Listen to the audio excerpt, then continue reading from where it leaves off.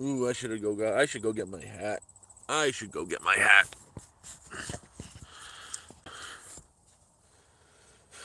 Oh, goodness me. Mercy. Come here, Momo.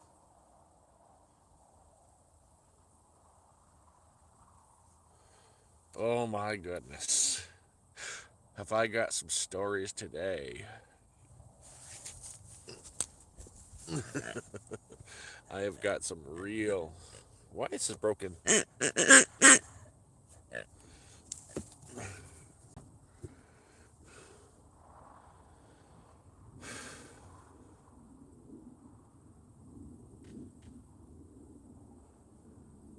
So I've got some stories.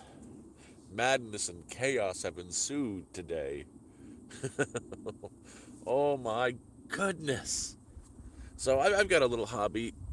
I've been working on that cabin.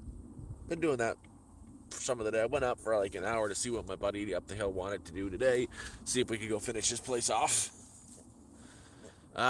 He didn't want to really work today, so I came back and started to work on my little cabin. When you do come for a visit, Boondock, it's pretty much done. You'll have a place to sleep. Especially in the summer, the front door is going to open like the front wall is going to come up like this. But I'm sitting there working on the cabin. Moose is doing her thing, running around the cabin, just keeping me company.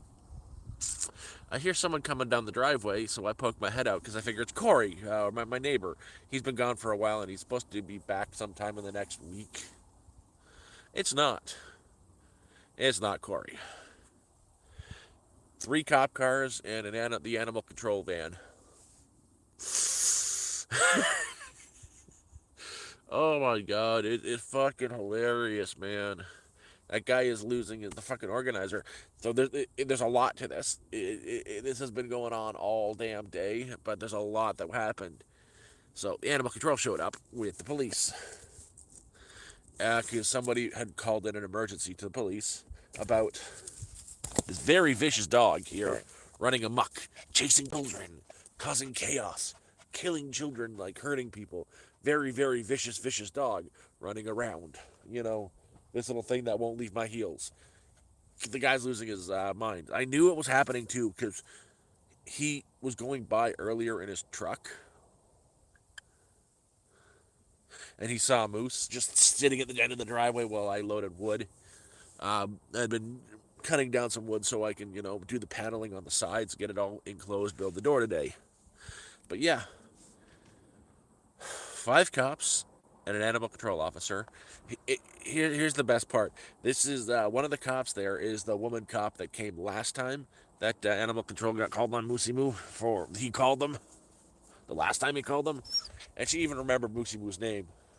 And Moose, she likes her. So, yeah, Moose ran up and got the pats and got the lovin's, and no trouble, no drama. It's like, yeah, she going anywhere off the property? He's like, no, she never leaves the property. Moose didn't even say a word. She just like basked in the love. It's like, okay, yeah, no, we know everything's good here. We just have to follow up on the reports because it is what it is. Can we get your name? Nope. Okay, you don't have to give it. That's cool. And they left. Maybe 15, 20 minutes of just that crap. But that's that. That's the first instance. That's the first thing that happened. No problem, no drama, just done and done. I went back to working on my cabin, doing my thing. About a half an hour goes by, and I hear another car coming down the driveway. It's not the cops this time. It's the organizer. He stops right in front of the cabin, gets out of the. This is how it all started. Like I was just working on my cabin, doing nothing. That's just the start. That's just the start. It gets so much weirder. Sitting there working on the cabin now. They'd left. They'd been gone for about a half an hour. Hear the car coming down. Pop my head again because I think it's. Oh, are the cops back? What is going on now? No, it's the organizer.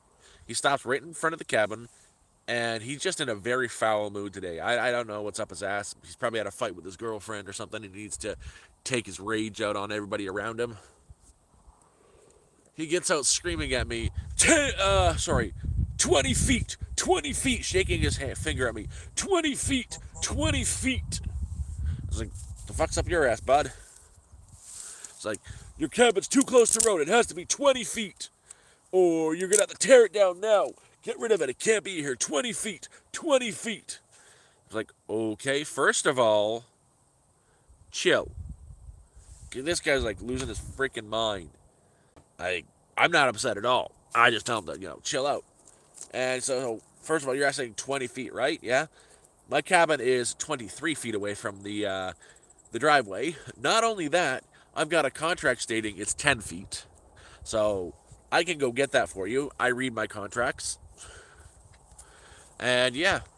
And if he's like, well, it's not 20 feet. I know, I measured. I was like, you measured? When? When did you measure this? With your eyes? What did you measure it with? Because I measured it myself. I've made sure it is more than 20 feet away. It used to be 28 feet away, but I lost 5 feet of my driveway when 5 feet of my lot when they put the driveway in. They widened the driveway, but I said, fine. You know what? I'll grab a measuring tape. Got it out of there, and to the point that is closest to the driveway, measured from there to the driveway, and guess what? Over 20 feet, like closer to 23, 24 feet. He gets all pissed off. Well, I don't like it here. It's like, yeah, but the contract says I can do what I want with this. Have a good day. And I try to walk away. I've got a 2x4 leaning against the cabin. He grabs and he tries to throw. I'm not in great shape. I've got MS. He's in worse shape. He tries to throw the thing. He kind of like slips and drops it, and it fucking beans him in the back of the head. And he gets so pissed off. And he says, bullshit! And gets in his truck, backs out, like tears up the driveway as fast as it can, backs up right to the main road, screaming and swearing the whole way, and takes off up the hill to his place. He's having a bad day. Good morning. So, that's that part. That's the first part was the animal control and the cops. They just said hi to me. They didn't give a shit. Didn't even take my name. Then he showed up. It's not even over yet. It's not even over yet. Working for another little bit, maybe 10 more minutes. I'd say more than 10 minutes. A little bit more than 10 minutes. I don't know. I wasn't paying attention at the time. But I hear cars going by, coming down the driveway again, going up the road. And I'm like, oh, God, no. What now? What now? I pop my head out, and a cop car goes by, and another cop car goes by, and another cop car goes by, and another cop car goes by, and another cop car goes by.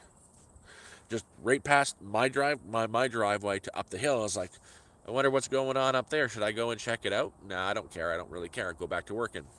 My neighbor from up the hill comes down, and he's like, you're not going to believe what's happening, man. You're not going to believe what's happening.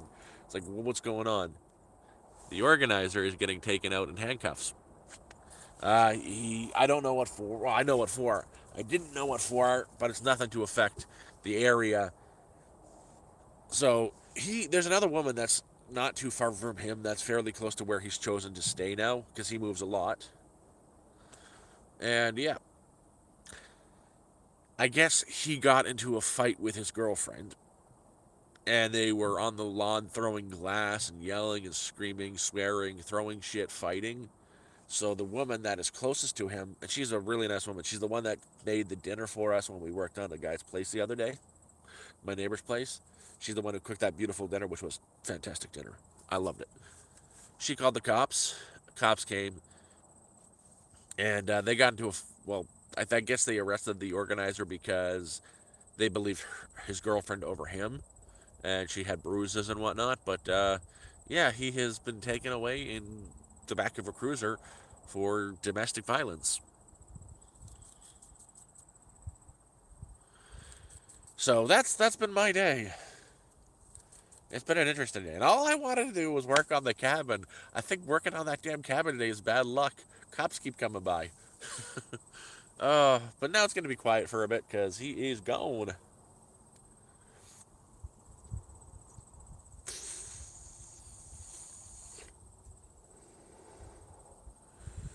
That's my day, and yeah, I've been playing with Moosey Moo. Hey, Moosey Moo, come here. Come on, Moosey Moo. Bring your toy and I'll throw it. Or are you just hanging out in the shade? Yeah, that's allowed.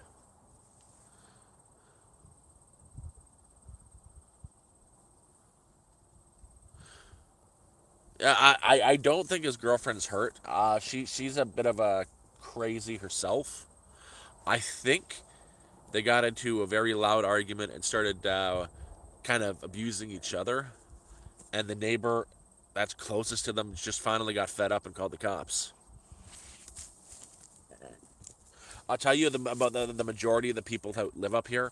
They're not big fans of governmental institutions. They're not big fans of the cops.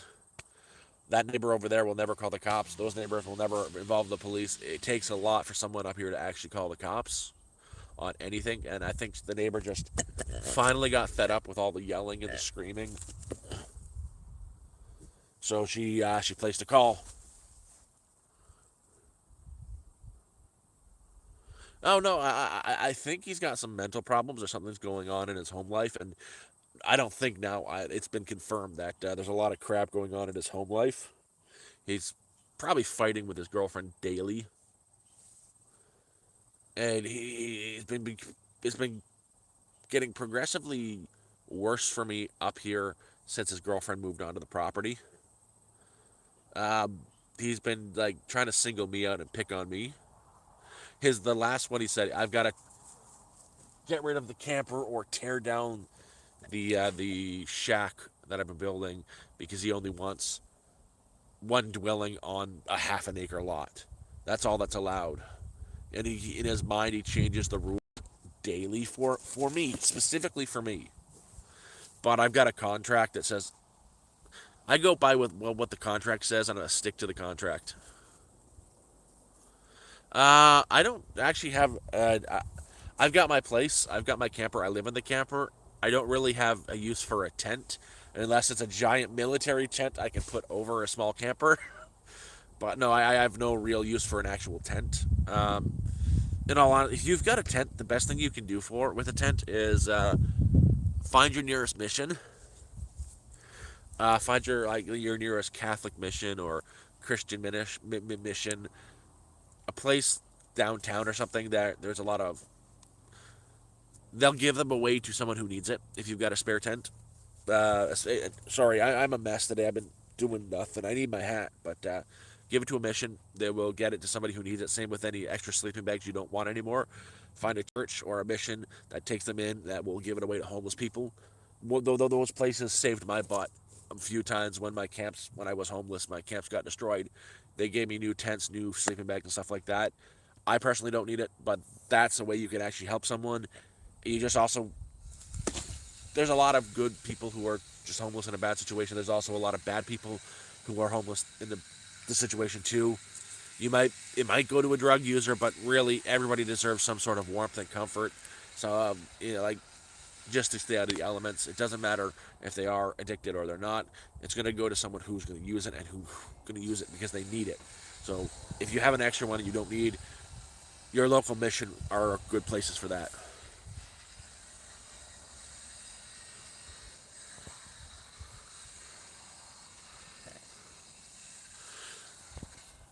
Yeah, no, I don't ever plan on really using a tent in it ever again. I have one set up in the cabin just to I sleep out there sometimes.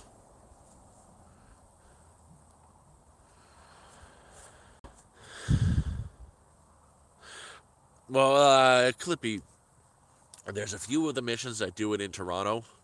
I ugh, put it this way: is I had my camp when I was homeless. Like the first 2 weeks I was homeless, I was moving around from every day. I would go to sleep. I'd find a spot, set up my tent, wake up in the morning, pack it up, and get out. Within 2 weeks of me being homeless, I set up in a spot. I really had to use the bathroom, and back then I was still scared of everything. So I would leave the area for like 15 minutes, get to a gas station, relieve myself, go back. One time I did that. I came back and someone had knifed the tent I started out with. Small green, one person winterized tent. It gone. Someone took a knife to it. It sucked. It was the cops. I had got word that there would have been cops in the area with flashlights, and they do that in Toronto. They'll find the camps and they'll slash tents, stuff like that, sleeping bags too. So I had nothing, and a friend I had met, uh, G- Gary, yeah, it was Gary, the guy who built those shacks in the Don Valley Parkway area of Toronto, the Don Valley, the Don River, near there. He went to the mission and grabbed me a new tent and sleeping bags because I lost everything. So they're great places. I've used them. Oh, things happen. Like again, I don't think it's a good thing. I think the shelter systems should be more accessible and safer. But when it comes down to it, a lot of people who can't get into the shelter system that aren't addicted, they go to the woods. They go like in Toronto, it's called Taylor Creek Park, Coxwell Ravine Park, the Don River, um, Seacourt. I think there's another park. It's and Sunnybrook Park. They go into the woods of that area to camp out. Most of the ones down there are harmless. They're not addicts. Where you find a lot more people addicted, they don't actually go to the parks. They go to the shelters and they get into the shelters. That's where a lot of the addiction goes are to the shelters. That's why they're not a safe place for everybody. Then you know. Like I first started out in Toronto. I I know the whole. I you know if you don't know the whole story is I got sick. I used to be a crane operator in Toronto making bank. Got sick. Wife didn't want to be with me anymore, so started cheating. Got divorced. Got reamed by the lawyers. Uh, Fought for disability, which I still haven't gotten onto. Yay! But turns out I have MS and a seizure disorder, so I'll never drive a car again. But I ended up homeless in Toronto because it was 2023 September. I went to the my landlord because I was renting a really shitty basement apartment. My EI finally ran out. Couldn't get on Ontario Works. Even if I did, I couldn't pay for the place. And my landlord was a pretty decent guy. I said, "Hey man, I got to break the lease. I got no money to pay you. You could leave me here. I don't want to squat. If you just give me my security deposit back, the place is clean, and I'll even make sure it's spick and span. But I'm out of here at the end of the month, and I got no money to pay for you." He agreed to it. He gave me checked the place out, gave me the security deposit back, sold any electronic I had, and it was October 1st. I spent my first night on the street. Didn't know where to go, so I was feeling real bad for myself too. I got myself a couple beers, sat behind a library with a few beers and some chicken, and I ate chicken and had a couple beers. I'm glad I really didn't sink into alcoholism. Like I maybe had a total of 12 beers when I at the entirety of my homeless stint. It could have went a completely different way if that wasn't the case, but yeah, that was my first night. Packed my pickle bag, and then I went down to. At first, I was for the very long while. If you know where Toronto is, Taylor Creek Park. I was staying there. I stayed there from October 2nd or 3rd, right up until winter, and then early December, I went from there. I was thinking about crossing the border into the states. For I forget the town. Just there's a land crossing there. I was gonna just like take off and cross to the states, which was a stupid idea. Very stupid idea. It didn't happen. Got robbed there. Went from there to Niagara Falls, where a friend I met at Taylor Creek Park originally, Susan. Susan?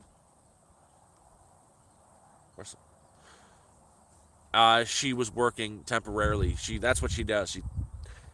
The good months she just stays homeless. Over the winter she works in a motel where the owners are Chinese. They go back to China for 6 months.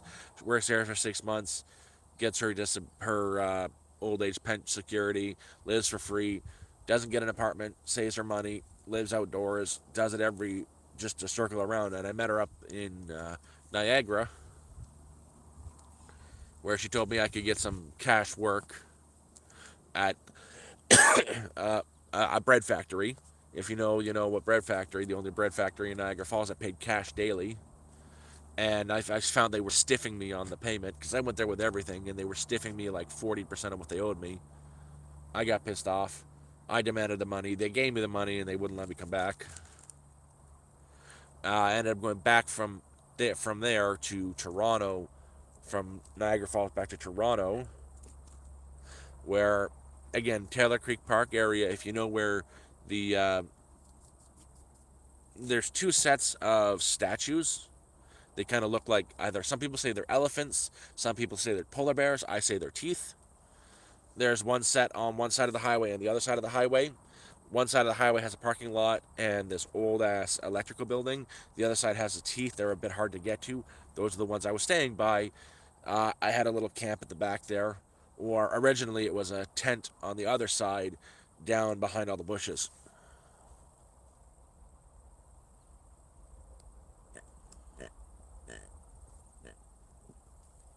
Well, Ryan, it's my seizures are pretty uncontrollable. They're non they're non-epileptic. I hardly have them anymore. What helps me are the antidepressants. Mine are stress induced and very mood dependent. So if I'm having a bad day, I could have a hey, don't do that. I could be having seizures. Um, the way I explained to me is, for me to get my driver's license back, I would have to go a full calendar year without a seizure, and I would start from the G license, and I would have to go every 3 months for a checkup. If I have a single seizure, it's over. They take the license away again. I'd have to start from the learner's permit. Hello, Jen. But yeah, no, they're non-epileptic seizures. Unfortunately, like I epilepsy would be a lot easier. At least, like again, I lost not just those license for driving, but my operator's license. I had a license to operate. I was a tower crane operator. Did the whole apprenticeship thing, the schooling, all that, and my claim to fame is about $1 million worth of damage.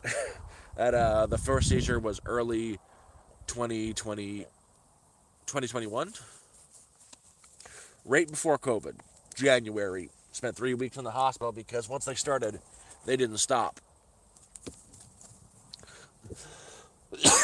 Long story short, denied, which denied disability several times because I didn't have a proper diagnosis of what was going on. Last summer, August of last year, I got so fed up, I went and screamed at my doctor. Did nothing, but the board who was reviewing my case for the ODSP sent me for a spinal tap. Worst day of my life, by the way. Spinal taps, it doesn't hurt when they're doing it. You feel nothing, but it's the after. You get this horrible headache. It was brutal. I was in Sudbury at the time too, and it took from 2020 to 2024 to figure out that I've got MS.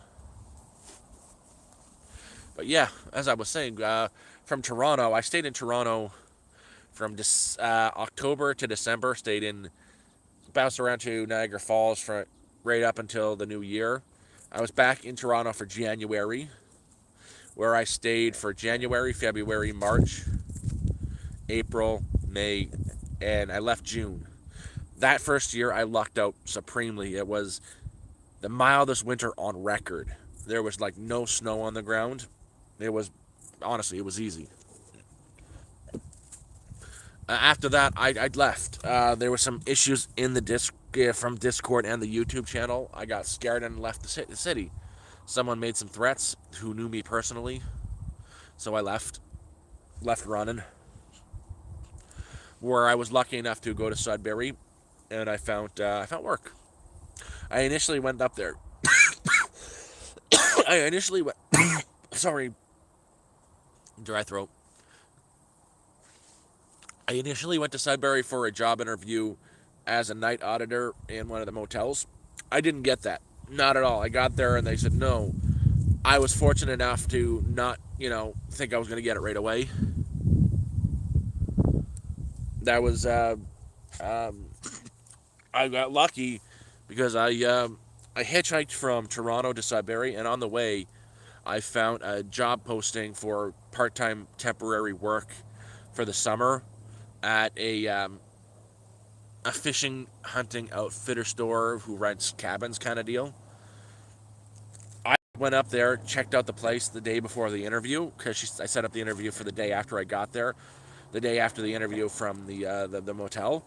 I went there a day early to check the place out. 'Cause I just wanted to know where it was because it's not in Sudbury. It's kind of far away from Sudbury. Found it. Started talking to a person saying, "Yeah, I just wanted to know where the place was. I have an interview here tomorrow," and she hired me on the spot. I ended up working all summer for her, and it was good. It's that it was I needed that too because after the summer my medication bill jumped from like $150 a month to like $700 a month because that's when I got the MS diagnosis, and that job was paying for my meds. The job was supposed to end in September, Labor Day. It was seasonal. She kept me on because she closes for September, reopens in October for hunting season. October, November, December. She's closed January, and she's back open for February, March, April. Then closes May until June. I had that job, keeping me going all through the winter. Sleeping in a tent, 4.5 hour walk out of Sudbury. I was hitchhiking to the town when I had to charge my stuff, but working there part time, going to town to charge my stuff, camping out on Crown land, hiding away in the middle of nowhere, and that's where I stayed. I moved around spots a couple times. I found an old abandoned camp. It was pretty nice, but it got knocked over. It happens. And I dug myself in a tent. The day it happened that little camp got knocked over, I found myself a spot. I gathered leaves in a garbage bag, made a nice bed on, set the tent up over those bags of garbage of leaves. Uh, Confiscated a cement tarp, a concrete tarp, a boat tarp. Domed the tent in garbage bags full of leaves, duct taped them together, threw the concrete tarp over, the boat tarp over that, and I stayed there all winter long. There was days that was negative 40 for 3-4 days in a row. The place got covered in snow, but that place there saved my life. I stayed there until March March 14th, March 13th. No, March 14th was my last day of being homeless.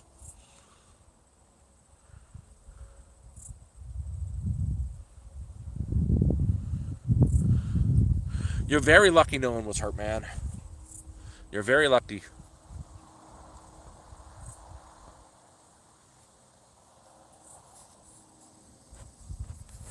Oh man, Clippy, that's a shame. Like when I had my spinal tap, it was last August, not the one that just passed, but the previous one. Um, I got I went from Sudbury because I was in Sudbury at the time. Took a bus from there to Toronto. Waited for a few hours. Got that done, and then had to get literally they kept me there for like an hour after they did it. I had to get back on the bus from Toronto to Sudbury, where I got back to Sudbury about 12:30 in the morning, and my head is hell because the headache. I hitchhiked from Sudbury to where my camp was and slept on my stomach in a lot of pain. Oh yeah, I got to tell you that story too. My final day. So I've got issues with raccoons. I'd been harassed by raccoons nonstop. Toronto to Sudbury, raccoons had it out for me. So much so, my final day on the street. I had my final day homeless. I'd been I knew it was happening, so I'd been packing up my camp for the week prior, getting rid of everything. I even had a proper canvas military tent I gave away to someone. And the final night, I left earlier than I had planned. I had planned on leaving at like the evening before, getting to Toronto for the morning and just seeing a movie and just walking around all day. Just not spending any money on a room. I got woke up my final day homeless at 3 o'clock in the morning with this pressure on my chest.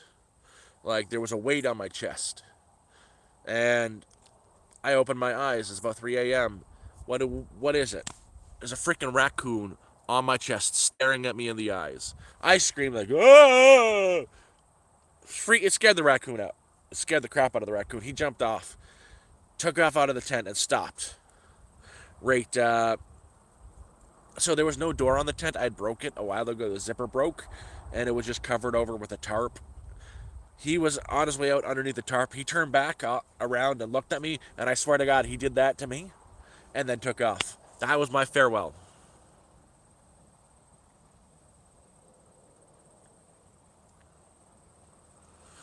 Oh, I'm glad you've got the car though. You've got, believe it or not, that's still like, that's your base camp. That's your mobile home. At least I'm happy you at least have the car.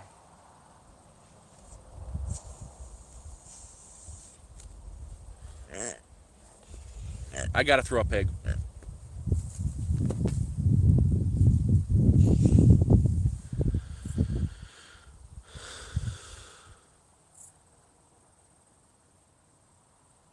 Yeah, well, honestly, you're better off not staying in the town if you can. I met a lot of people when I was, especially more so in Toronto. I didn't want to get involved with anybody in Sudbury because Sudbury is a very opioid addicted town, and there's a lot worse in Sudbury. But while I was in Toronto, I met a lot of interesting people. Well, there was a one guy we called Powder Man on stream. He wasn't one of the good ones. Uh, if you guys remember Simone, I think he was on stream once, but he was an old guy. If you know the Thorncliffe Plaza, I want to check out if he's still there. Like, if there's anybody in the GTA, go to the Thorncliffe Plaza, the Thorncliffe Plaza, the East York Town Center, Thorncliffe Plaza, in the Thorncliffe Park. There's an A&W, and to the right of it, there's a door that goes into the building. There was a 70-year-old man who used to sleep in that hallway, named Simone, and I've been really wondering about him, seeing how he is. I hadn't seen him for a long, long time, but he would sleep there.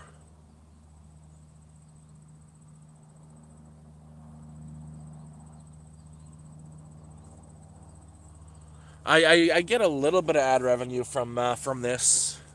Not much. I'm just streaming because I had a little bit to rant about today.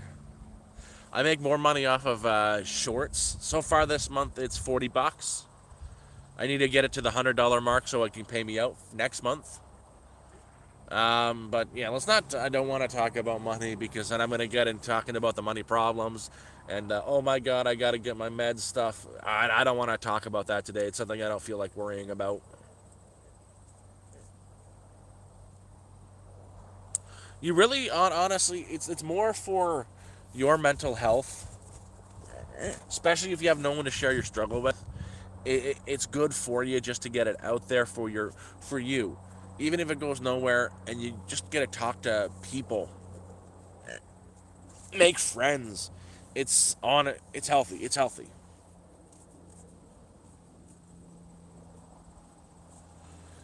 Yeah. See, that's where we differ. I'm pretty much an open book. I don't feel shame anymore about having had been homeless or being homeless. I feel no shame about it whatsoever. It's something that happened. It sucked. I went into it very positive. I'll tell you that. I try to see it as an adventure. Being in Toronto wore me down though. When I got out of Toronto to Sudbury, I saw the light, and it was a lot of good in Sudbury. But I'm taking that now as a source of pride because I'm not homeless anymore. 17 months. People do a lot longer, and some people even take it. It's really not a bragging point to be homeless for a long period of time. It doesn't show survival instincts. Honestly, it shows a lack of survival instincts. Being homeless for like 10, 15, 18 years. I'm talking about homeless without any sort of income or stuff like that, homeless and jobless, that's one thing. But homeless for like 10 years, just trying to living off the system kind of crap is, uh, it's not something you should be proud of.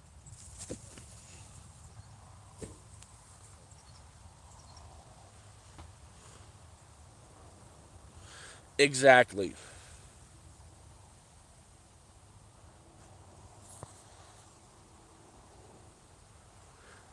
Clippy, I would tell you, if it wasn't for this YouTube channel, I had some really bad nights, even with the channel, where the darkest things went through my head. In fact, there's a couple people here I need to shout out, like Cornish. There was a night here, Cornish and Brian, and Jeremiah too. Seriously, there was a night I had first got. It was last September, probably around this time too. Right around this time of September too. I just got on some medication called Baclovin, or it was gabapentin. I just got put on that to help some of the neurological pain. One thing is with MS, you're in pain all the goddamn time. It fucking sucks.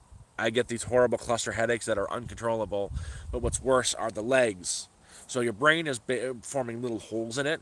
My legs sometimes just spasm nonstop, and gabapentin is supposed to help that. One of the side effects, unfortunately, of that is thoughts of self-ending. And there was a night there where I had the rope on the tree ready to go, and that thought was there: just do it, just do it, just end it, just do it, just do it. You should do it. It'll be better for you. Just do it. And I had it ready, but luckily, a friend of mine had just given me a call at that time and straight up talked me down.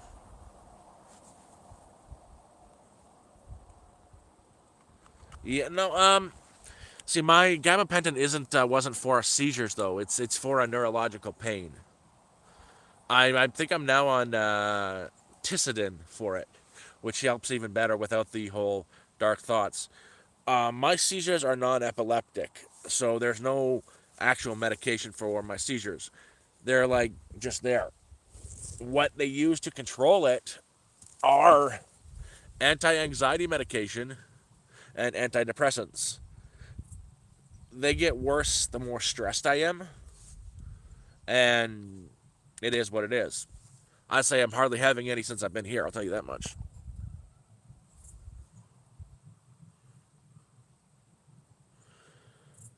I appreciate that. Come on, Moo Moo. What are you doing, Moosey Moo? I'm throwing a pig for my dog. She's coming now. Come on, Moosey Moo. Like, seriously. All this stream has started because of her. Fucking Christ. She's a vicious animal. Someone, I don't know who did it, organizer, called animal control today on her. Cops showed up. It was two, two or three cruisers. Three cruisers and the animal control van showed up for Moose. Same cop as last time. Didn't even take my name. They saw her. Moose said hi. They loved her. She's fine. They left. It was a wild day. Hey, Moo Moo, do you want a thrown? Yeah, I'll throw it for you. She wants a pig throwing, and it's going right into the bush.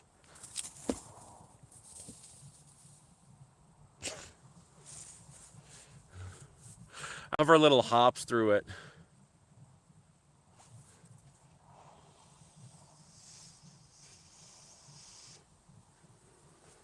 Here she comes.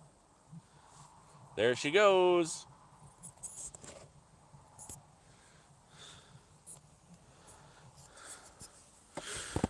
The guy is nuts. The guy, I don't know what the heck he said.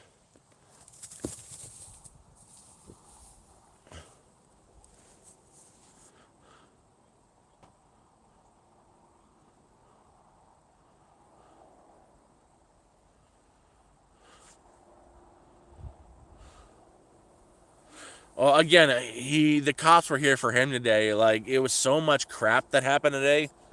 I told you guys earlier, but so the first thing was the dogs. They showed up, but that was nothing. Then organizer showed up screaming over and over, 20 feet, 20 feet, just over, because apparently the structure has to be 20 feet away from the driveway. Thing is when I built it, I made it closer to 25, 28 feet away from the. It was far enough when I put it up in there. Then they did the driveway, and it's even now it's like 23 feet away from the driveway. He just doesn't like it. He just doesn't like what I'm building, and has built the code. I proved him wrong, measuring tape and all. He backed away, and then like not long after that, cops showed up again, not down my road, just to go up the hill. And my neighbor said they took him away in cuffs because there's a woman that's staying right near him who's got a plot right near him. And I guess she finally got so fed up with the fighting, she called the police. And the girlfriend had bruises, he had bruises. They were fighting, throwing stuff, swearing, all that jazz. And someone's been taken in for a DV. Hey, Dale.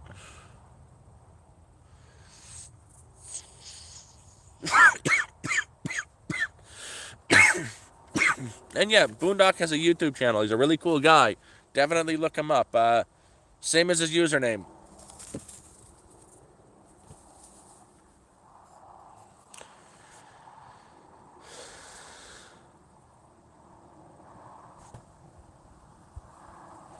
Well, in all honesty, I don't think. I think he's going through a lot of problems at home. In fact, I don't think so now. I know so. Ever since his girlfriend moved in with him, I think the relationship is very tumultuous. So they're always fighting with each other, kind of deal. And he probably loses the arguments. He just comes and tries to take it out on everybody around him, namely me and Moose, who's now cut. Oh my god. Oh my god, Moose. Oh my god, I'm so sorry I did that to you. She's covered in fluff. Oh, that's gonna take forever to get out of your fur. Oh no, that's bad now. Moose.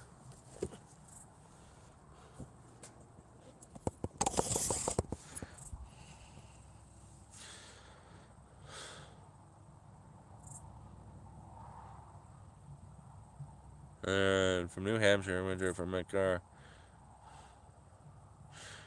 Ugh. Boondock, if you've got the chance, they're really good. You can get it on Amazon if you can get a locker for it. But look up the. Moose, you're covered. Look up the heated sleeping bags that can work off a battery bank. If you get yourself one of the battery banks that charges at 100 watts, that are like maybe $100 for the damn battery bank, that'll heat the sleeping bag up for more than 24 hours straight. It'll help keep the inside of your car warm. I used one of those sleeping bags all winter long. Saved my life.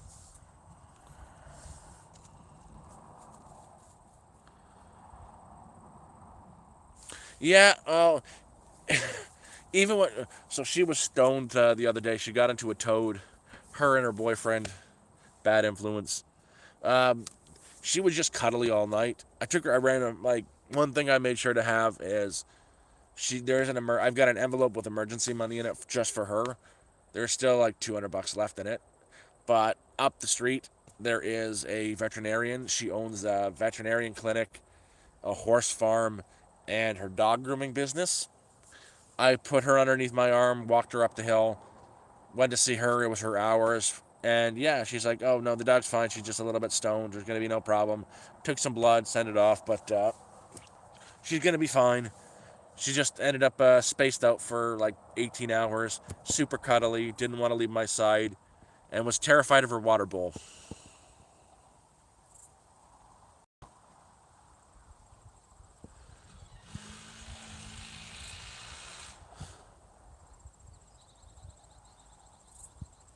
But yeah, don't leave a Jackery outside. I miss my Jackery. I want to get a new one eventually, but poverty.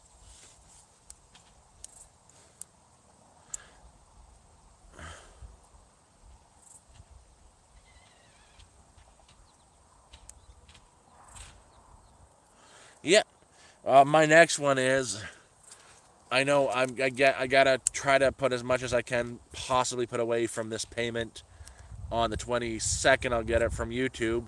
I gotta put most of that away for my meds, which I'm gonna get a month early. My meds will last until what?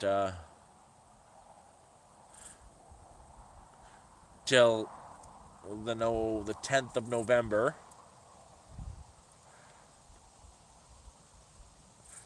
So my neighbor says he's heading to Toronto in October, and I'm gonna go with him so I can pick him up. So I gotta save $800 for then.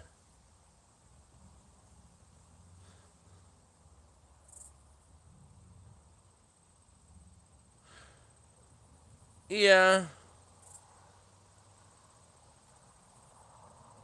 Honestly, man, just try a heated sleeping bag, even if you're not sleeping with it.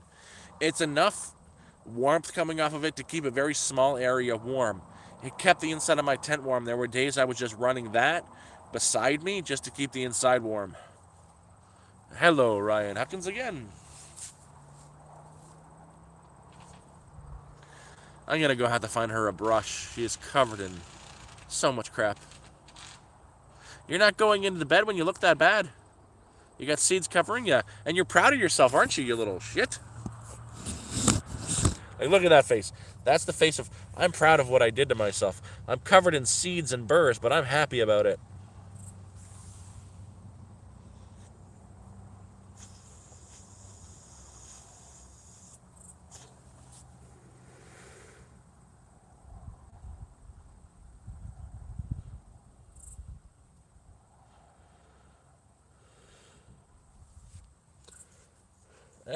Hi, Ryan. But yeah, that's, she's proud of herself running through the bushes, getting covered in burrs. Uh, you know you're a mess, Moose. You're gonna have to, you're gonna hate it, but you're getting brushed. Like, look at that little monster. You're evil. But you can, she's gotten bigger, but she's got the shape of the dachshund, like dead on. Her body is frumpy like a dachshund.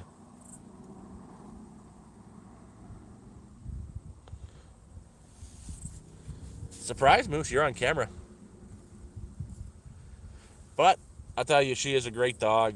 She hangs around me. She's not going to run too far. We had wolves around here last night, so it's a good thing she's not getting eaten by no wolves.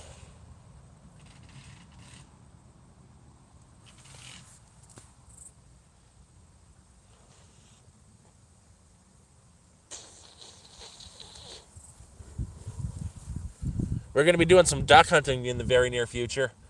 I'm going to try to get as much as that on the camera as I can. My neighbor's got his rifles he's going to take, and he's going to lend me his bow. So we are going to be doing some duck hunting.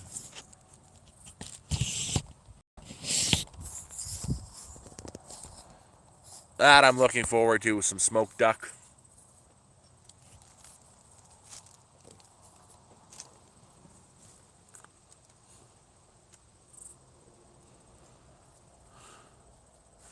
Yeah. Oh. You need to get brushed out, Moose. You really do now. Like, it's everywhere. There we go. That's the perfect shot. Don't move. Don't move. Don't move. Don't move.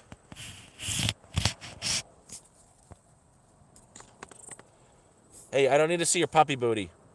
There. You can see the dachshund in her body. She got that stubby body, stubby legs. But the fur is all from her mom. You want me to throw that? I know.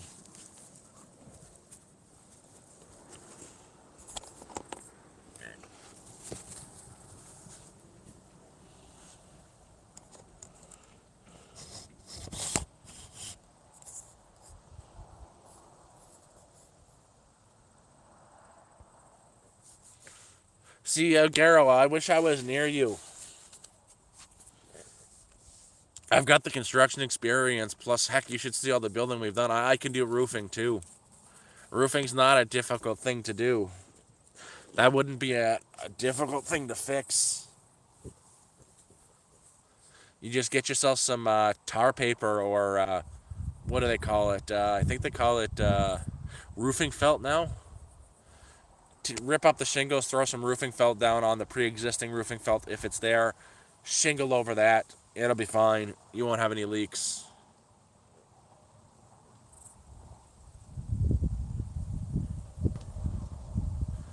Yeah. Oh, there are people. Okay. I'll tell you the story about my buddy Jason. Poor guy. He's one of the lucky ones. He's on ODSP. He's very fortunate he got that. Him and his wife were able to save just enough to put the down payment on his plot. He got his plot, but he's on ODSP. He got up here with nothing but the clothes on their back, a bag, and a tent, and some cooking gear. They had to pay someone from the Ottawa region to get from Ottawa to here. He got here on just at the beginning of May. Nothing. I met him when he'd been here for like 10 days. My neighbor said, "Oh, you meet the new guy yet? He's got nothing, and he needs to build a house. He's not going to survive the winter." I'm like, "Really? What's going on there?" Yeah, I was like, I'm thinking we just put like some sort of structure around him, and he'll be good for the winter, something like mine. So hey, do you mind if I come up to check see what he's got? I got there and I had a flashback. Like I swear, being there just broke my brain. I see his little blue tent when I get out of my neighbor's truck. I see them having a small little fire, making a coffee over the fire, cooking their food over this fire, and it broke me. It reminded me of my camp in Sudbury. I was like, "Oh crap, I got to do something for this person." Well, the idea was to help him build. I got talking to see what he wanted, and my initial idea were get him pallets and build him a pallet house. It didn't turn out that way. He got his ODSP payment in. He paid his $500 for this place because he's on payment plan, and we went down to the Mennonite where it's dummy cheap for wood.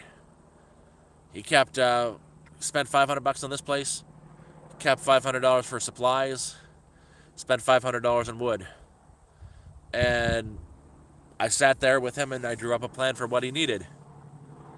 We got those big. They're 12 foot long. They're not 2x4s.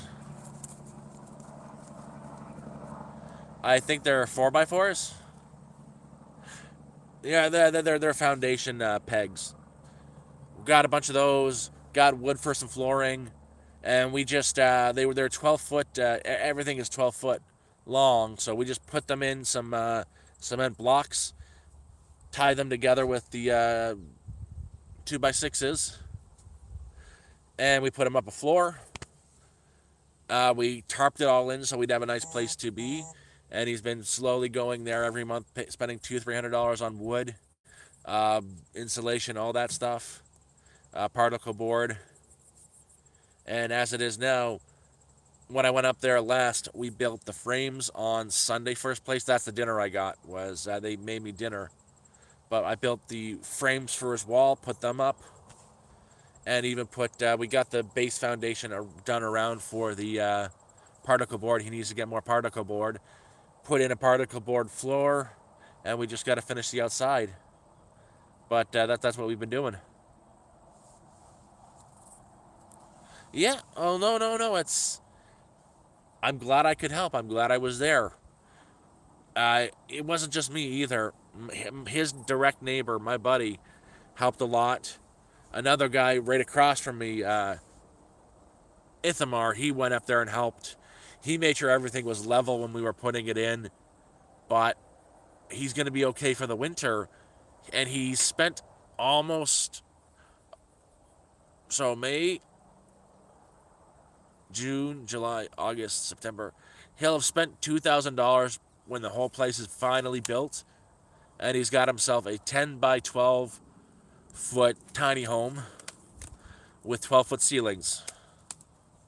Oh, Garrow, thank you very much. Holy crap. Garrow, thank you very much for gifting the memberships.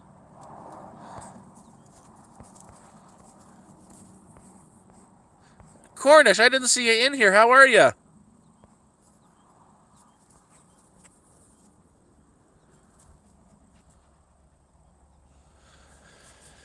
Oh, but that's what we did. Plus, my buddy Aubrey, I put a picture up in the community post a while ago of us screwing uh, insulated garage door pieces onto the side of his house as an insulated for house siding. That was my idea, by the way. And I've been helping my buddy Aubrey. He's Jason's neighbor, the one we built a house from scratch with, build his place up. Like, he put on an addition to his place. Thank you very much. That's freaking awesome.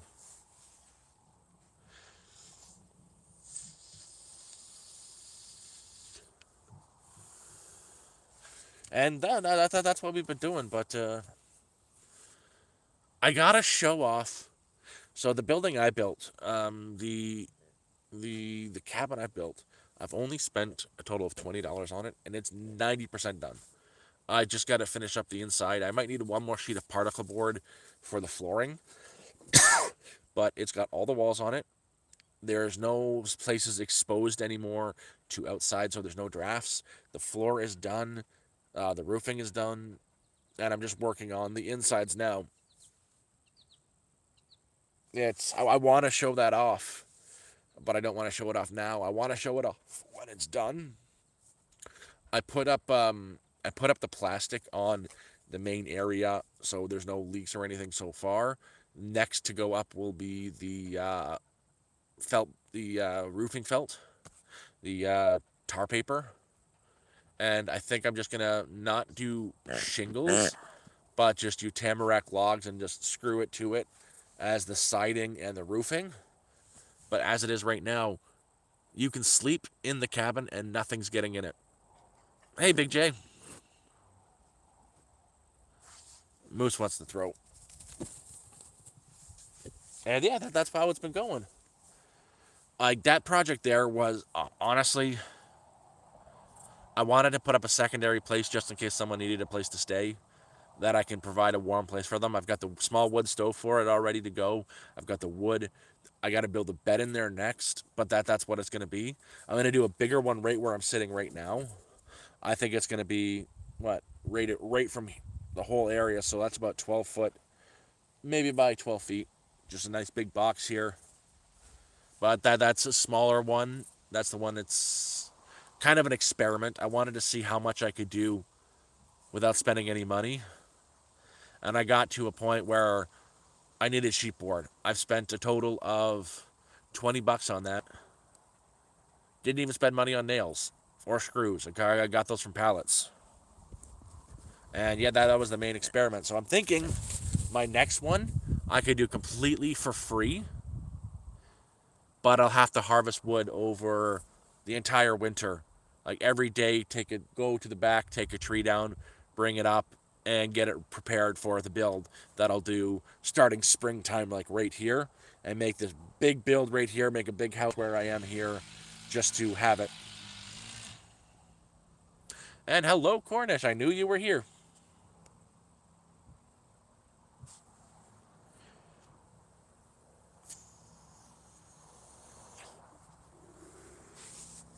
But it's kind of, oh, I've got so much wood now, like, I showed off the big wood pile I've got. I just needed to come on to do a rant. I told the story a few times already, but I'll do it again quickly. I'll give the abridged version. Um, Earlier today, I walked up to my buddy's place to see if he wanted to start working on his finish up his place. He didn't. He was out of it. He's disabled as well. So whatever. Came back down, decided to start working on my cabin. Got a lot done on the cabin, but I'm in the cabin doing my thing, and I hear cars coming down the driveway. Pop my head out. It's 3 cop cars and the animal control. Someone called animal control on Moose. I know who it was. Organizer.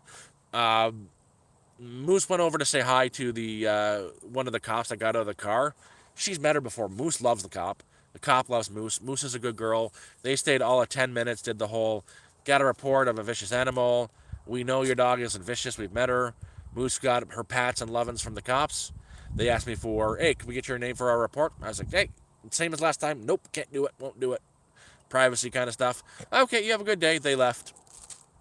Not too long after there, I hear another car coming down the driveway.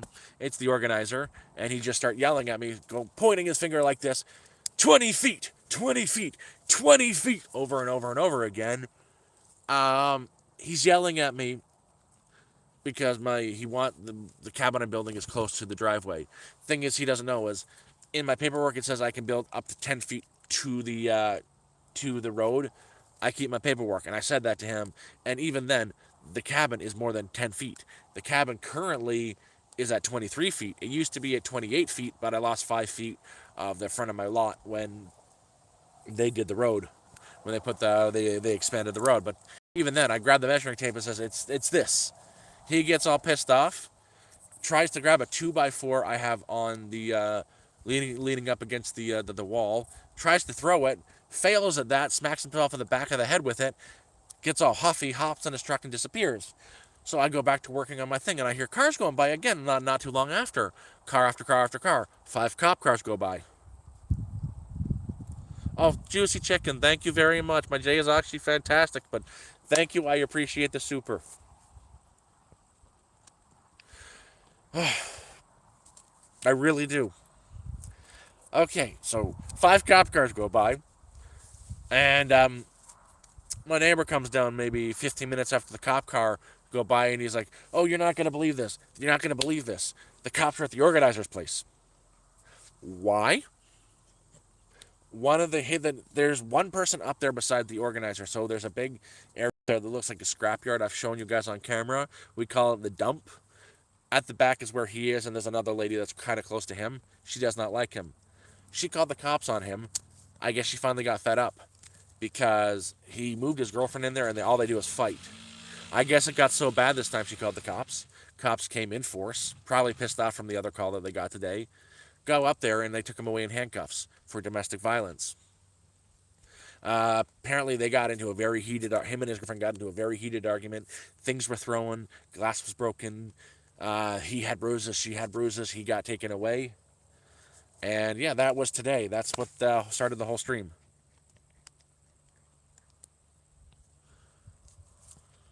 Oh, I'm honestly okay right now. Thank you for thinking about me, Cornish. But honestly, supers are fantastic. I've got a little bit of money coming in at the end of this month. I'm going to save most of it because I'm figuring a few things out, trying to save a little bit for my medication. I've got enough now to last until November, but early in October, my neighbor Ithamar is taking a trip to Toronto, a day trip, because he's picking up. He got a real good deal on an ATV. He's gonna go pick it up. I'm gonna go with him and pick up 4 months worth of meds, and that'll be $800. I don't think he's gonna be locked up for long. It's domestic violence, and Canada's Canada. He won't even be in there for 24 hours. He'll probably be out today, unfortunately. And they were. It's nothing to affect here, really. He'll probably get all huffy, kick his girlfriend out for a day, which she's done. I've seen her walking down the road towards the train tracks a couple times, and then go pick her up, bring her back. They'll be lovey-dovey for a few days. I won't see them for a week or two. Then they'll start fighting again. He'll start losing his mind, just try to cause me more trouble.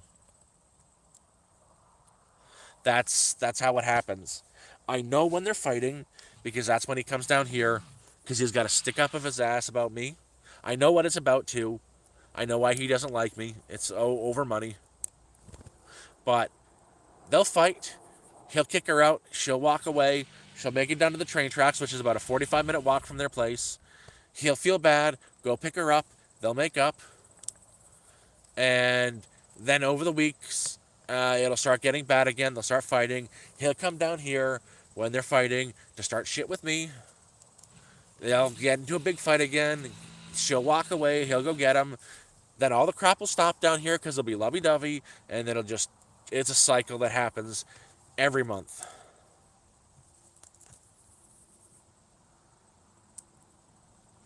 Oh no, no, no! They'll make it's just a cycle. It's a cycle. They're in a very abusive relationship where they abuse each other, and there's no help in either one of them. It is what it is.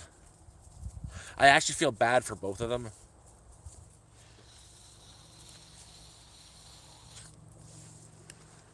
but there's nothing I can do about that. But after that, I think I'll have a few weeks where he doesn't show his face until he does. And again, I was trying to say, I know the exact reason why he's got one of these up his butts about me, and it's to do with when I first got here. I took $500 away from him. I stole $500 off of him. I stole money off of him, which not true. So when I first got here, on the way up, I had organized everything to be here for March 18th. He knew I was going to be here March 18th at a certain time. We made an agreement for him to have the guy who's got the Kubota to plow a slip for me to get into my spot. And he said, oh, it's going to cost X amount of dollars. I gave him that X amount of dollars. 4 hours into the trip up here, he texts me. I've already texted him in the morning. That's like 7 in the morning. Say, hey, I'm on the way up. See you today.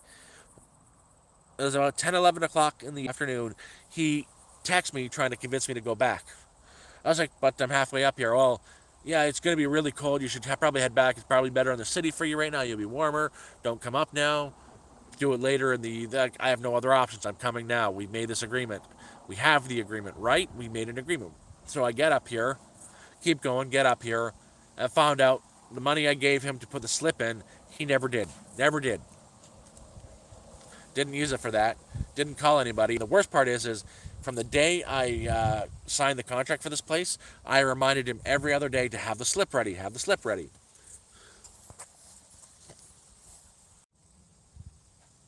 Sorry about that. I kept making tell him to have the slip ready. And right up until the day I left, have the slip ready. And he said it's ready. I've already got the guy. We've already talked to. It's gonna happen, and we'll make sure it's all ready to go. And he never did it. So I got up here, and there was a person up the hill digging into the side of the hill because they're gonna put me at the side of the road up the hill there because my plot wasn't open. That didn't turn out either. So they ended up putting me on the driveway just like right up there, right in front of my spot for I was stuck there for like 2, 3 months. And why he doesn't like me is the money I gave to him so he could pay the person to plow the slip. I wanted back. I asked for it back. And I took it back. He would have made money off of it too. The guy charged us $50 an hour for Kubota work. It would have took him 1 hour to do that. He would have made $450 profit. Would have kept the rest for himself.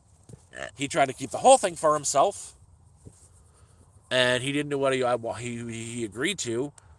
I demanded the money back. He wanted me just to forget it, and ever since then, and I took it back, he had a stick up his ass about me.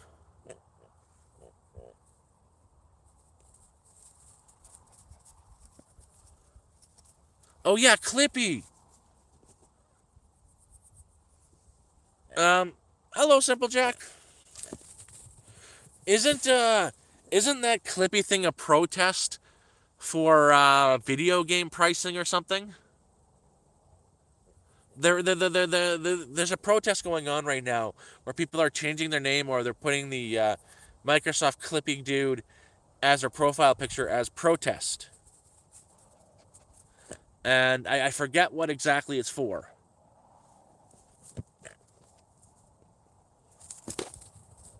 I think it's for video game pricing. Oh, dude, thank you very much.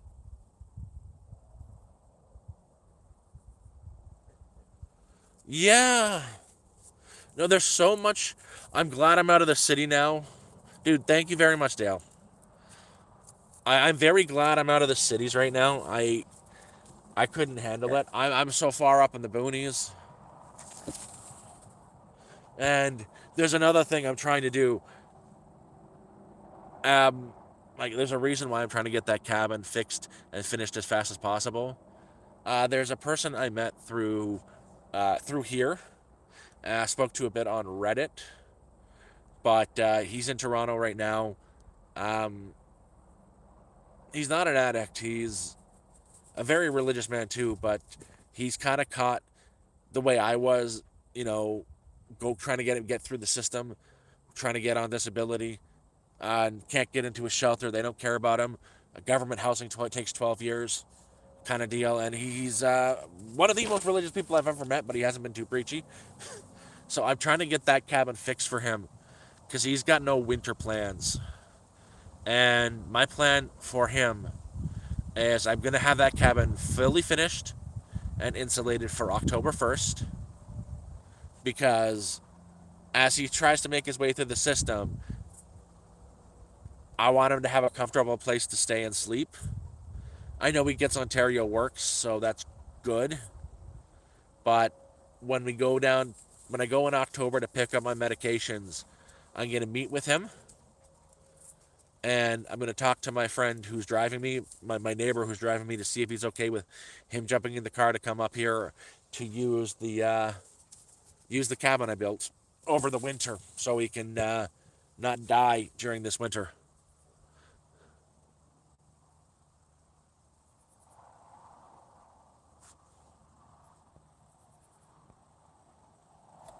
That's the plan. Like right now, that's why I'm trying to work on the cabin every single day now until it's finished. And again, we're at the spot where the roof is up. I've got the insulation that I salvaged. That's been going in. The insulation on the flooring is done. I sealed the flooring too. There's no open spots here. The insulation is done on the back wall. I just need to seal it in and insulate these two walls here and build a proper bed frame for it and get the wood burning stove installed. I've got the fire bricks to go down, the stove will go on top, and I'll put the flute out there. And yeah, I'm 100% prepared for winter. I was showing off my pile of wood the other day. It's amazingly dummy cheap to live up here.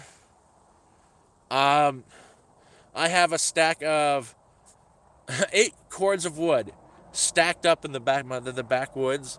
That's a pile of wood that's about 5 feet tall. Um, I'd say 5 feet wide and 8 feet long of chopped stacked wood, and it was $180 delivered and cut and stacked and wrapped. I've also got 300 pounds of propane. Um, at the end of October, my neighbor gave me about 450 feet of greenhouse plastic. I'm not going to build onto the camper yet. I don't have the time. It takes a lot of time to harvest wood to build. So I'm just going to plink some guide poles down around the camper and put a greenhouse up over the camper for this winter with a wood burning stove on the inside to heat the air in it. That's the plan for this winter. It's the fastest, easiest thing to do. But I could have done it over this year by harvesting instead of building that cabin. But the cabin is for a reason because they're there. There's going to be someone who needs it. In fact, I already met the person who's going to need it this winter, who's going to be able to use it.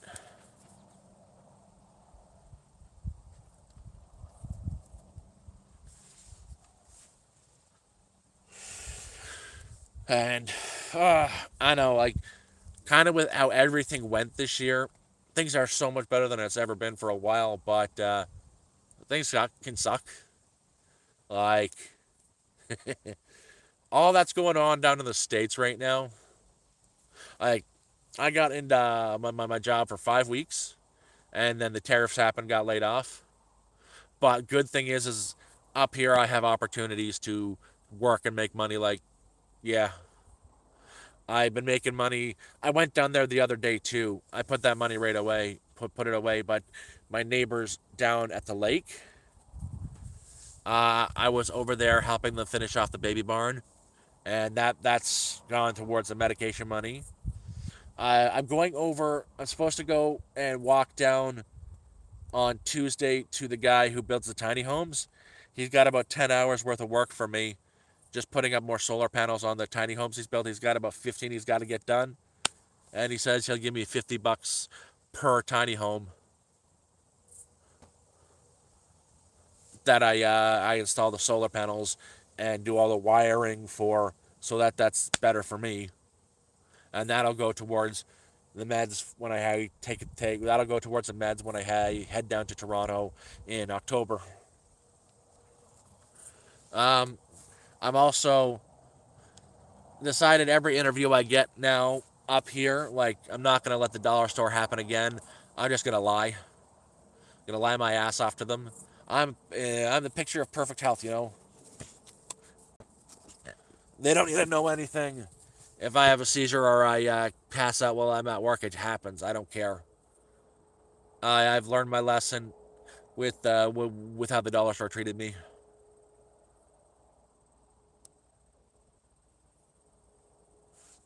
Uh, the way I've set it up is there's no he can do no harm to me. He won't be able to do any harm to me if he's here.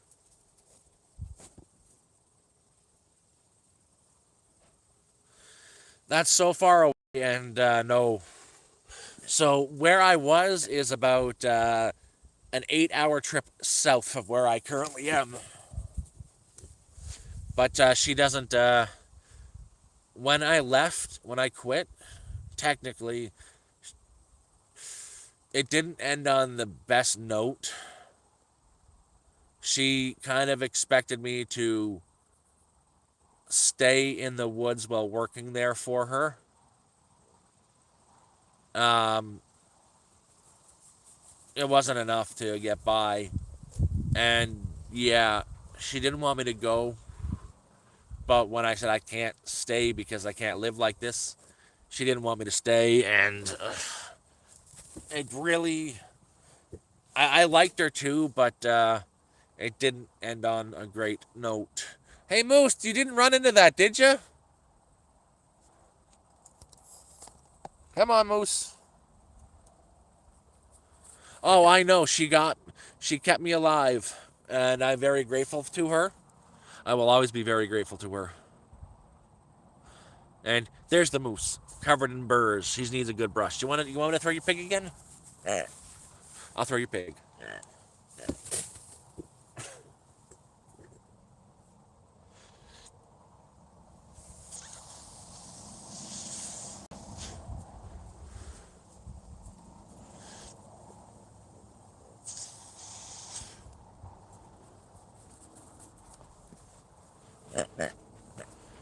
Go get it. And it's the same thing with her. Things up here are like building supplies are dirt cheap. Wood for birding is dirt cheap. Her food for a 3 month supply is $20. They only take, and it is the highest quality dog food you could possibly get. Legit, the Mennonite make it by drying out meat, grinding it into a powder, and it's not just chicken. They grind uh, beef, the scraps of beef. They dry the scraps of beef, chicken, and pork. They dry it out, grind it up. Do that same thing with some vegetables and whatnot.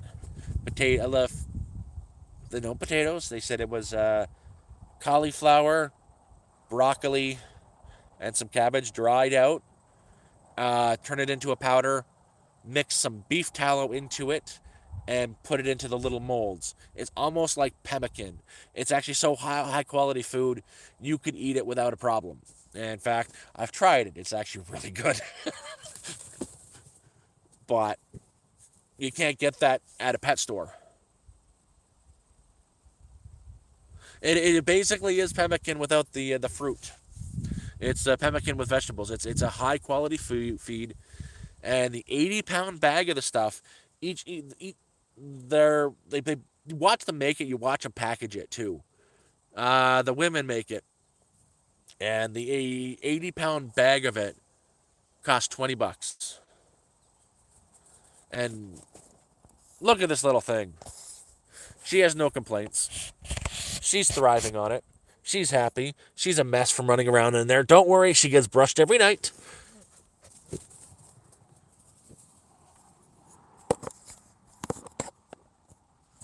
No, the only reason why it's so cheap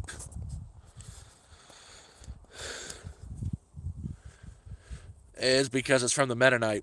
I I have a couple in storage now, dried meat. I've got a 10-pound block of dried beef. It's just a block of beef that they smoke for like 4 or 5 days. It gets all the water out, and you have to cut pieces off of it with a saw. That's my winter rations.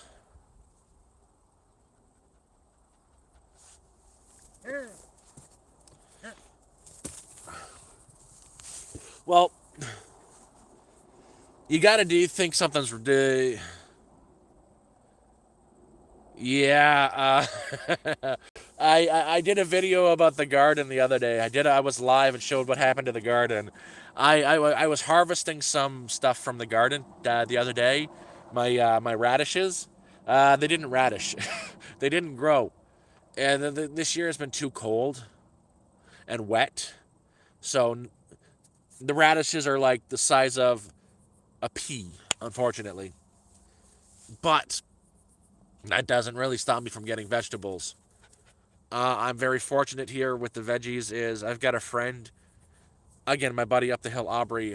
His one of his old friends owns a grocery store in Timmins. It's an hour and a half drive. And what his friend does for Aubrey is anything that's about to,